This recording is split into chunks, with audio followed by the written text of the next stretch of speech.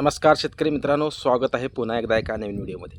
शेतकरी मित्रांनो, पीक विमा भरपाईची रक्कम आतून परत एकदा वाढलेली आहे. कारण शेतकरी मित्रांनो, खूप शेतकऱ्यांचं पीक विम्याचं वाटप अजूनही बाकी असल्यामुळं राज्य शासन वेळोवेळी पीक विम्याच्या भरपाईच्या रकमेमध्ये वाढ करत आहे. त्यामुळं कुणीही शेतकऱ्यांनी असं समजू नका की ज्या शेतकऱ्यांचा पीक विमा आलेला नाही त्या शेतकऱ्यांचा पीक विमा येणार नाही, परंतु प्रत्येकाचा पीक विमा येणार आहे. राज्य शासन वेळोवेळी पीक विम्याच्या रकमेमध्ये भरीव अशी वाढ करत आहे. 2, 3, 4 वेळेस झालं आता, प्रत्येक वेळेस पीक विम्याच्या रकमेमध्ये शासन वाढ करत आहे. तर किती वाढ केलेली आहे?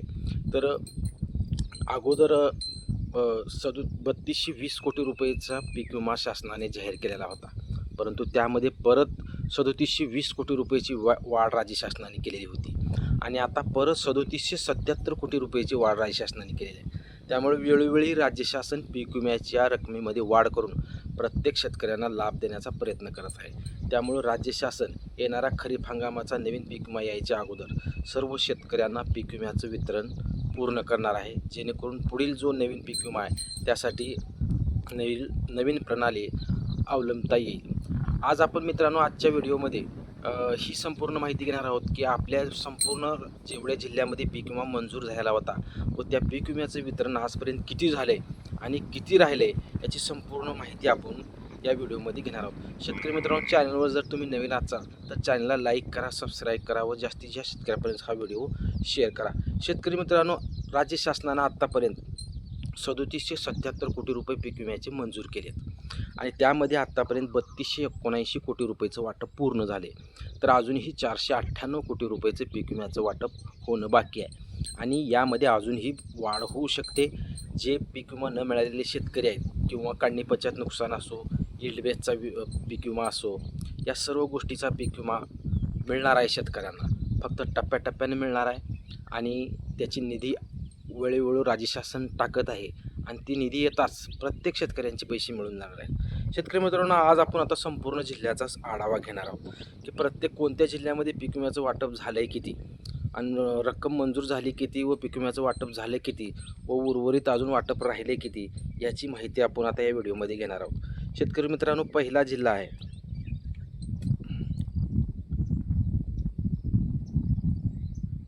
शेतकरी मित्रांनो नांदेड जिल्हा. नांदेड जिल्ह्यामध्ये आत्तापर्यंत 361 कोटी 44 लाख रुपये मंजूर झालेत आणि त्यामध्ये 254 कोटी 27 लाख रुपयेचं वाटप झालेलं आहे. अजूनही 107 कोटी 16 लाख रुपयेचं वाटप होणं बाकी आहे. नंतरचा जिल्हा शेतकरी मित्रांनो बीड जिल्हा. बीड जिल्ह्यामध्ये 282 कोटी 62 लाख रुपये पीक विमा मंजूर झाला आहे आणि त्यात 282 कोटी 53 लाख रुपये वाटप झालेत. अजूनही 9 लाख रुपयेचं बीड जिल्ह्यामध्ये वाटप होणं बाकी आहे. त्याच्यानंतरचा जिल्हा आहे धाराशिव जिल्हा. धाराशिव जिल्ह्यामध्ये 219 कोटी 92 लाख रुपये आत्तापर्यंत मंजूर झालेत आणि त्यात 218 कोटी 2 लाख रुपयेचं वाटप झालेलं आहे. 1 कोटी 90 लाख रुपयेचं वाटप होणं अजून बाकी आहे. छत्रपती संभाजीनगरमध्ये 129 कोटी 79 लाख रुपये मंजूर झालेत.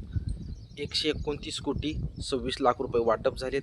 तर 52 लाख रुपये अजून पीक विमा वाटप होणं बाकी आहे आणि तेही वाटप होऊन जाईल. बुलढाणा जिल्ह्यामध्ये 318 कोटी 56 लाख रुपये मंजूर झालेत.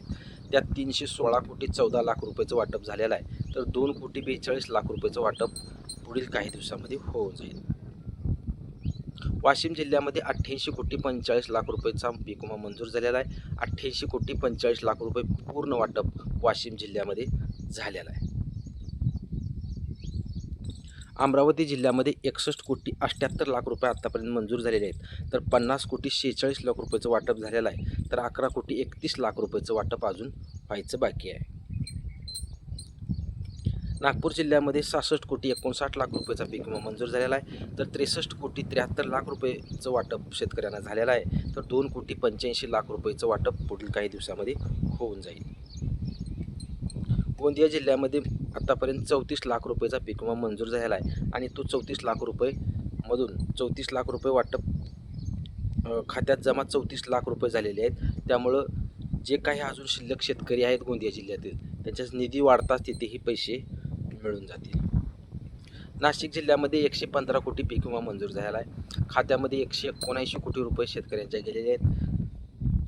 115 कोटी पीक विमा मंजूर झालेला आहे, तर 79 कोटी रुपयेचं वाटप झालेलं आहे. अजूनही 36 कोटी रुपयेचं वाटप होणं बाकी आहे. चंद्रपूर जिल्ह्यामध्ये 42 कोटी 69 लाख रुपयाचा पीक विमा मंजूर झालेला आहे. 35 कोटी 94 लाख रुपयाचं वाटप झालेलं आहे. तर अजूनही 6 कोटी 74 लाख रुपयाचं वाटप पुढील काही दिवसामध्ये होऊन जाईल. जळगाव जिल्ह्यामध्ये 55 कोटी 33 लाख रुपये पीक विमा मंजूर झालेला आहे. शेतकऱ्यांच्या खात्यात आत्तापर्यंत 51 कोटी 68 लाख रुपये गेलेले आहेत. तर 3 कोटी 64 लाख रुपयाचं वाटप पुढील 2 ते 4 दिवसामध्ये आठवडाभरामध्ये होऊन जाणार आहे. पुणे जिल्ह्यामध्ये 3 कोटी 76 लाख रुपयाचा पीक विमा मंजूर झालेला आहे. खात्यामध्ये जमा झाला आहे 3.37 म्हणजे 3 कोटी 37 लाख रुपये जमा झालेले आहेत. अजूनही 38 लाख रुपयाचं वाटप पुणे जिल्ह्यातील राहिलेलं आहे. तेही 2 ते 4 दिवसामध्ये होऊन जाईल. सांगली जिल्ह्यामध्ये 7 कोटी 37 लाख रुपयाचा पीक विमा मंजूर झालेला आहे. तर 7 कोटी 33 लाख रुपये वाटप झालेलं आहे. अजूनही 4 लाख रुपयाचं वाटप सांगली जिल्ह्यामध्ये राहिलेलं आहे.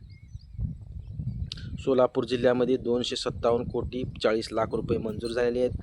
174 कोटी 22 लाख रुपये वाटप झालेले आहेत. तर 83 कोटी 18 लाख रुपयाचं वाटप अजून बी होणं बाकी आहे. तरी शेतकरी मित्रांनो, आपण वेळोवेळी प्रत्येक जिल्ह्याच्या पीक विम्याची अपडेट आजपर्यंत घेत आलो आहेत. प्रत्येक शेतकऱ्यापर्यंत पीक विमा पोचणार आहे. कुणीही शेतकऱ्यांनी असं समजू नये की पीक विमा येणार नाही.